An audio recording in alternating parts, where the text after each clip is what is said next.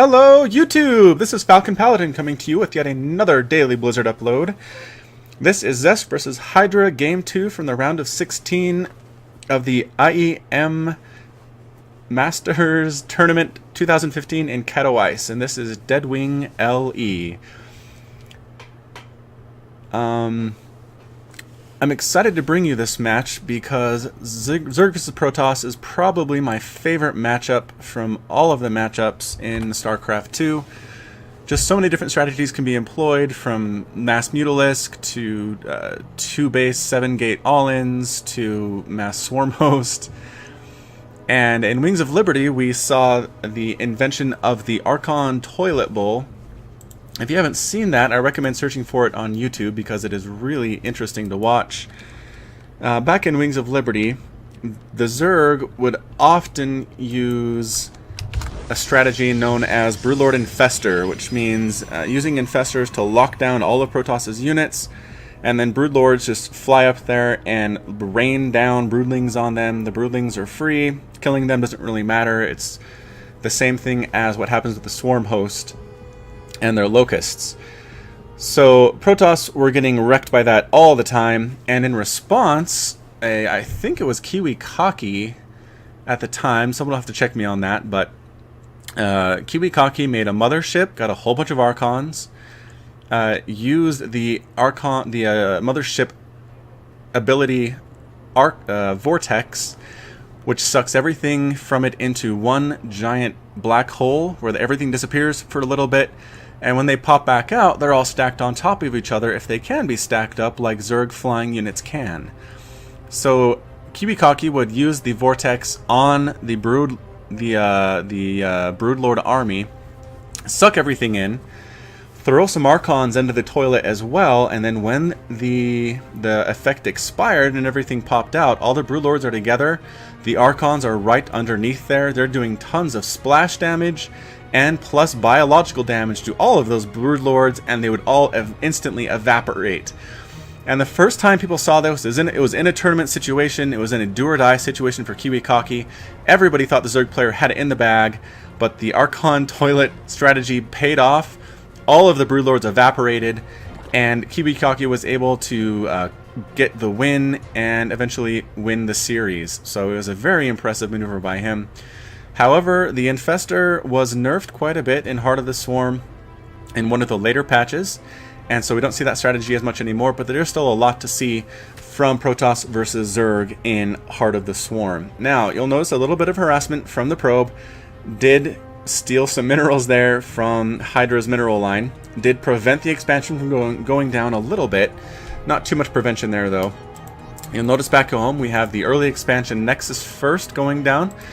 Forge first, rather, then Nexus, and then a cannon and a gateway. This has been a strategy for a long time in Zerg versus Protoss. It's very difficult for Zerg to break this unless they go very early pool first and they know where the enemy is, which on a 4-player map like this is pretty much impossible. So the cannon's up, the gateway's up. I believe this is a tight wall. No, not quite, but the probe will hold the line there, allowing the photon cannon to kill as many Zerglings as it needs to. These Zerglings, you're never ever getting through there. That cannon is perfectly placed to prevent the Lings from hammering on that gateway or the forge without taking photon cannon charges right to their little tails and claws there. So sorry Zerglings, you are just relegated to scouting right now. We do have a cybernetics core going down as Zest begins to tech up. Hydra takes his third base in response to the second base that was taken by the Protoss. And we're moving into probably more of a macro mode here. The probe's trying to escape, make some pretty smooth moves there to get around the Zerglings. They are faster again, but just barely. And the probe decides, you know what, they can catch up to me. I'm going to try to escape back into my base before I even take any hull damage.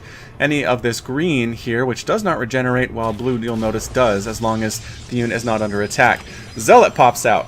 And as the guys from Life's a Glitch TV would call him, his name is Bob.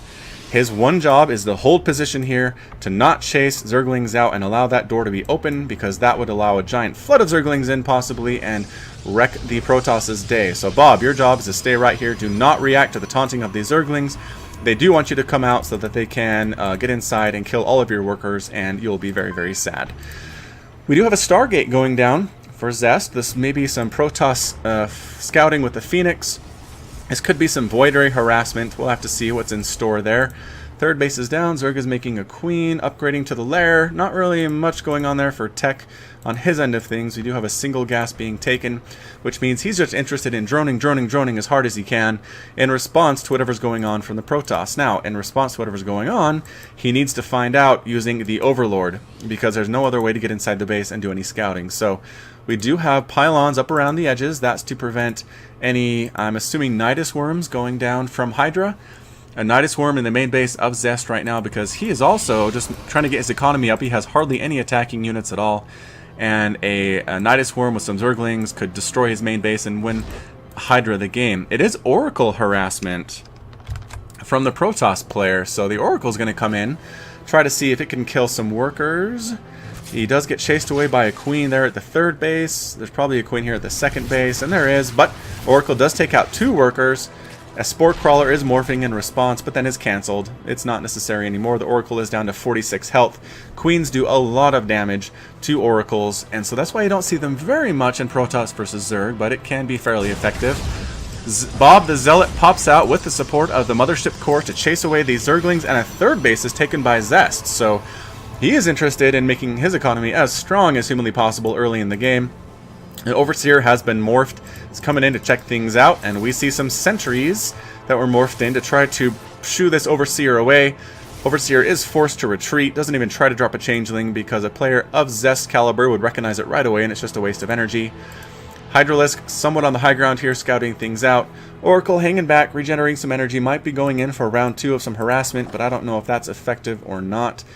We do have a Roach Warren going down for Hydra, as well as upgrades to Metabolic Boost and the Roach Claw upgrade and the attack upgrades for both ranged and melee. So that's pretty good. Overseer's coming across for more scouting, just looking to see what else Zest is up to. Doesn't see anything here in the main base. Oracle scouting around, does check the 4th bases going up for Hydra. Hydra recognizes the importance of being up 1 base on your opponent when it is Terran or Protoss. Creep Tumor's doing okay. Again, this is a huge map. It's hard to spread the creep as much as you would want in proportion to how much map there is to cover, but Hydra is doing his best to make that happen. Now, 3-base Protoss is really scary as to play against as Zerg. Essentially, we have sentries here, able to get their force fields up and prevent any number of roaches from getting up here. I don't know if they could be killed, but it would stall them long enough to keep everybody alive. The sentries are pushing out with a Stalker and the Mothership Core, 3 Stalkers in the Mothership Core. We'll have to see what this attack is all about. The Oracle scouting in to see what there is. A few Zerglings, not worried about that. We should have roaches. Roaches are popping out, as well as our first Swarm Host. So is there enough to hold off this attack with a single Swarm Host and a few roaches? Oh, never mind. There's a huge group of Swarm Hosts. That is enough to get rid of this entire Protoss army. He has to know what's going on. He's just running away, delaying those Locusts from being to attack as fast as he can. They even manage to snipe off a sentry, though, before they expire. Sitting on the low ground here, intending to snipe down as many drones as Zest can, but it's not enough.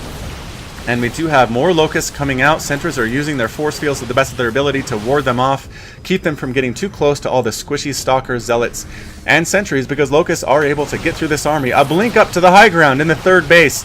Stalkers are attacking drones. Zerglings are trying to get in, but this is just such a compact area for the Stalkers that Zerglings cannot do much of a damage whatsoever. Locusts are at a poor angle. This force field location is perfect. It's able to hold off the Locusts as they try to get in and kill these Blink Stalkers up on the high ground.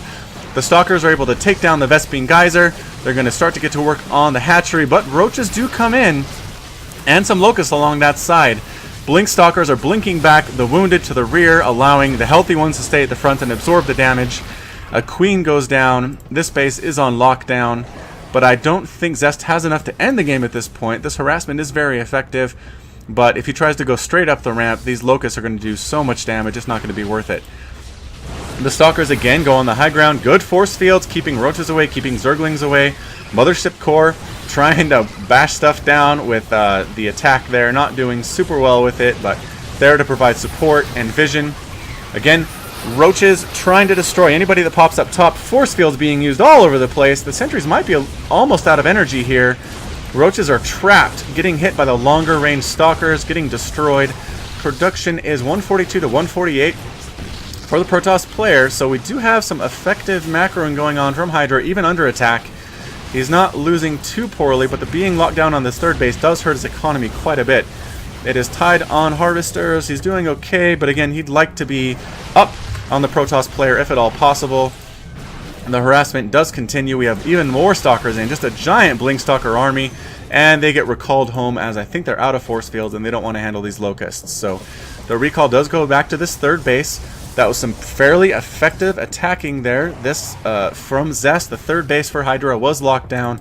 These minerals have not been harvested for what feels like a very long time. On the income tab, we have 78 harvesters to 71 for Hydra, so even through that attack, he did a great job macroing, a great job saturating his other bases. He didn't really lose anything out here. He's able to get his upgrades going, and now he's going to push out with a flock of Mutalisks, and it looks like, is he going to take his Zerglings, and his Swarm Hosts are perhaps in more of a defensive position up here, right along the creep. They do have the Enduring Locust upgrade, which makes them last a little bit longer on this timer. Actually, I think it maybe even increases it by 25 to 30%, which is really nice. Mutalisks catching a proxy pylon, which is really good, as warped-in proxy attacks from Protoss can be devastating to a Zerg army that is out of position. Some hallucinated Phoenix scouting around. They do see, oh boy, there's a lot of Swarm Hosts here. Not sure what we want to do. Just a massive Blink Stalker Sentry army. And is that all that we're going to see from Zest? Another Stargate's going down. Maybe some Void Rays we'll see. And 2 Colossus. Colossus can do pretty well at holding off these Locusts if there are enough of them and they're upgraded enough. They can eventually hold off these Locusts to the point that they can attack anything before they die. But you need quite a few Colossus and some good upgrades for that.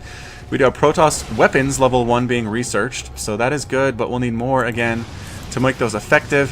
Some Mutalisk harass coming in, killing a bunch of workers. Some Roach Zergling pressure at the front, recognizing the vast majority of the army is out and away for Zest. So some good counterattacks there from the Zerg player. Didn't do a whole lot of damage, but did force the Protoss army back, which is kind of what you want to do, especially where you're trying to get upgrades, trying to get your army to a critical mass if you are the Protoss player. Some good blinks there from Zest, taking the wounded Stalkers back. One does die anyway, though. It's a fantastic split. It is 189 to 200 supply.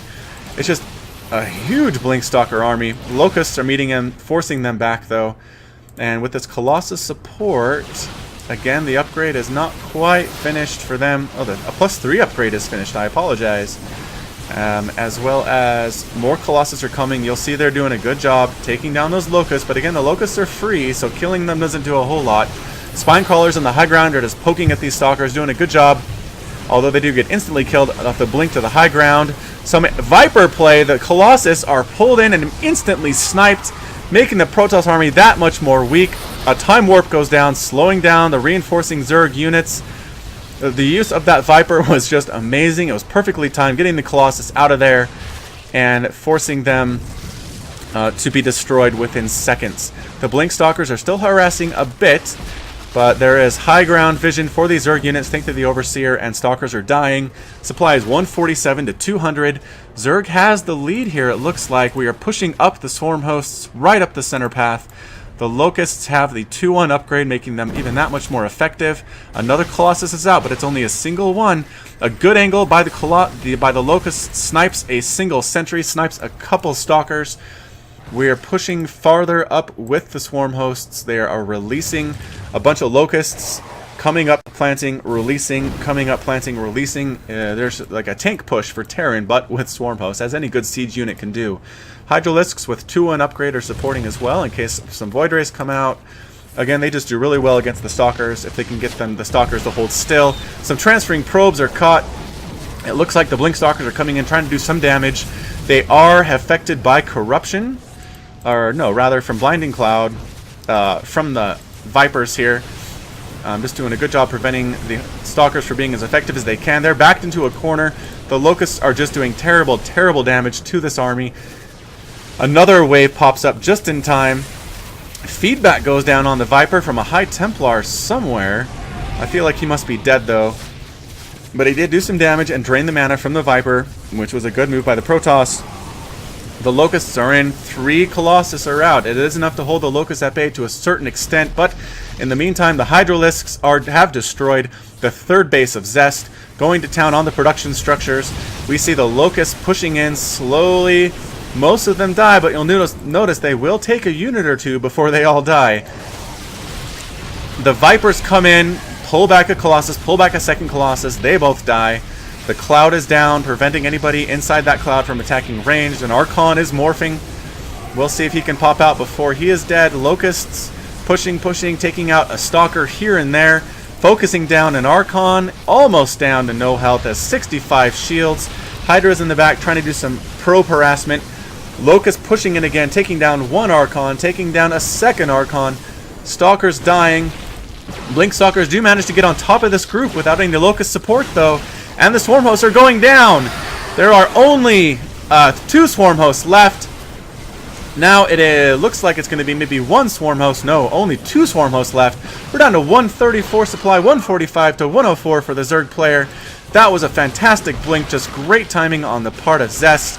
The army is going to have to be remade very, very quickly for Hydra here. He does have a small Roach Hydra army with some Viper support and a single Swarm Host, and a group of Blink Stalkers is pushing in.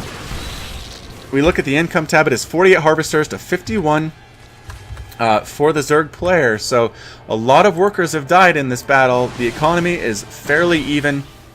It's 113 to 175 in supply. A huge Roach Hydra army is coming up with 2-3 upgrades. Going to push this Blink Stalker army back all the way home.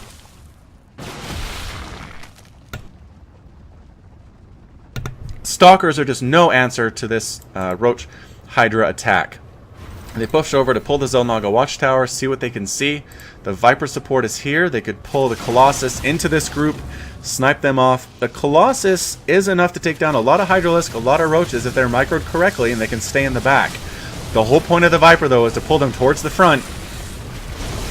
The High Templars do a good job doing feedback on the Vipers, draining them of their mana so the pulls aren't as easy to pull off. But 1, 2, 3 Colossus get pulled in and instantly burned down. The remaining units of Stalkers, an Archon, and a couple Sentries do go down to the Roach Hydra push.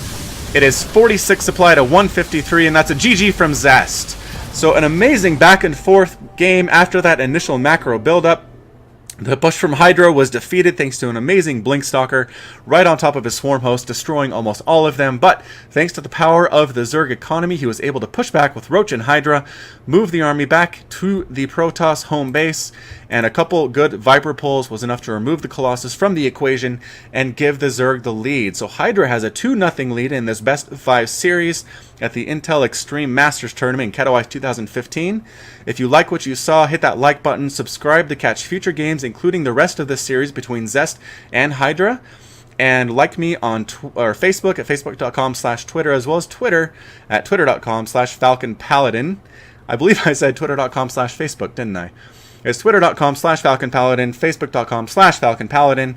Hit that subscribe button to access more, and until next time, you take care of yourself.